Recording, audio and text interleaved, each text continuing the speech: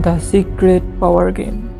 सो तुम एक नए जॉब में हो या एक नई बिजनेस में एंटर कर रहे हो और तुम अपनी इंटेलिजेंस, स्किल्स और टैलेंट से सबको इम्प्रेस करना चाहते हो। लेकिन जैसे ही तुम अपनी ब्राइटनेस बढ़ाते हो, तुम्हारी बॉस या सीनियर तुम्हें साइडलाइन करने लगते हैं। आपको लगता है कि आप अपने बेस्ट परफॉर्मेंस दे रहे हो, लेकिन आपका करियर सडनली रुक जाता है।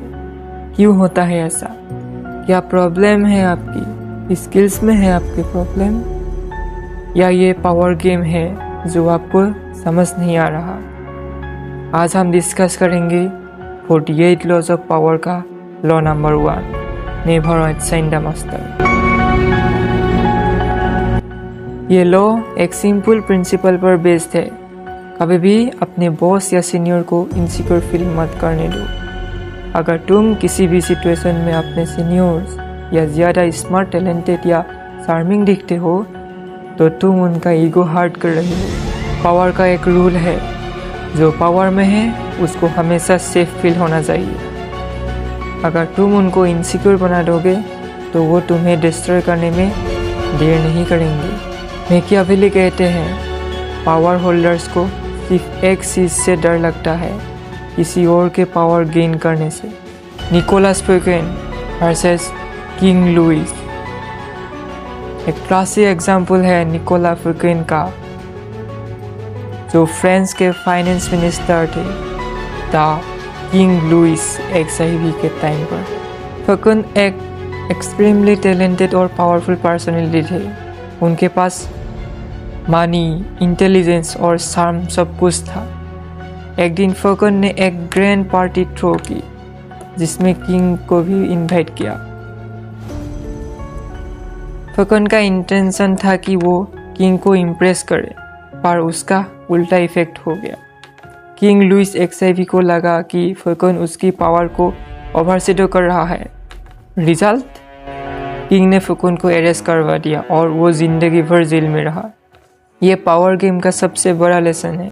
अगर तुम एक्सेसिवली साइन करने लगोगे तो जो ऑलरेडी पावर में है वो तुम्हें हटा देगा। The psychological breakdown, why people hate being outside. Science के अकॉर्डिंग हम सब का एक ईगो होता है, और जब ईगो को चैलेंज किया जाता है तो उसका रिएक्शन नेगेटिव होता है। जब तुम अपने बॉस या सीनियर्स के सामने अपनी इंटेलिजेंस या पावर शो करते हो तो उनका ईगो थ्रेटेन फील करता है। उनके दिमाग में एक सबकॉन्शियस इनसिक्योरिटी एक्टिवेट होती है, जो बोलती है ये बंदा मुझसे ज़्यादा स्मार्ट है, इससे कंट्रोल करना पड़ेगा। इसको कहते हैं टॉल पॉपी सिंड्रोम, जिसमें लोग उन्हें नीचे गिरा देते हैं जो उससे ज़्यादा समझ रहे होते हैं। मॉडर्न एग्जाम्पल, 1980s में एप्पल के फाउंडर स्टीव जॉब्स ने भी एक ब्रिलियंट एग्जीक्यूटिव को हायर किया, जॉन स्कूली। स्टीव जॉब को लगा कि स्कूली उनका बेस्ट बिजनेस पार्टनर होगा, पर एक प्रॉब्लम थी। जॉब्स का पर्सनैलिटी इतना डोमिनेंट और जीनियस था कि स्कूली को लगा कि वो हमेशा ओवरशैडो हो रहा है। एक दिन स्कूली ने एप्पल के बोर्ड मेंबर को कन्विंस किया कि स्टीव जॉब्स कंपनी के लिए डेंजरस है। रिजल्ट, स्टीव जॉब्स को खुद एप्पल से निकाल लिया गया। ये एक क्लासिक केस है लॉ 1 ब्रेक होने का। How to use this law to your advantage.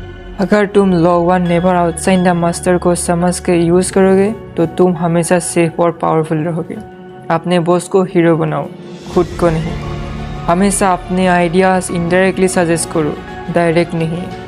जब भी कोई सक्सेस हो उसका क्रेडिट अपने सीनियर को भी दो। हमेशा अपनी इंटेलिजेंस को फिल्टर करो। अपने बॉस या सीनियर्स के सामने एक्सेसिवली स्मार्ट मत बनो। उनको लगना चाहिए कि वो कंट्रोल में है। कभी भी अपने पावर को ओपनली फ्लेक्स मत करो जब तक तुम कम्प्लीटली पावरफुल पोजीशन में ना आ जाओ। ये सिर्फ एक लॉ नहीं, ये एक साइकोलॉजिकल पावर हैक है जो तुम्हारी लाइफ के हर एरिया में काम करेगा। अगर तुम बिजनेस, जॉब या पॉलिटिक्स में हो तो ये लॉ आपकी सर्वाइवल स्ट्रेटजी का पार्ट होना चाहिए।